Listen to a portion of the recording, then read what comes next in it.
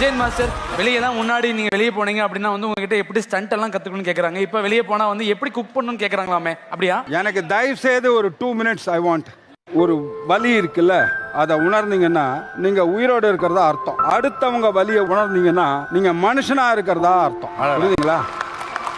அந்த மாதிரி orphan children's குழந்தைங்களுடைய இங்க இருக்கிற ஃபுட்டை நம்ம ப்ரொடியூசர் அண்ட் அவர் டைரக்டர்ஸ் பிளான் பண்ணி இங்கேருந்து கொண்டு போய் குழந்தைக்கு அவ்வளோ எனக்கு அதை பார்க்கும்போது அவ்வளோ உணர்ச்சிகளாக இருந்தது.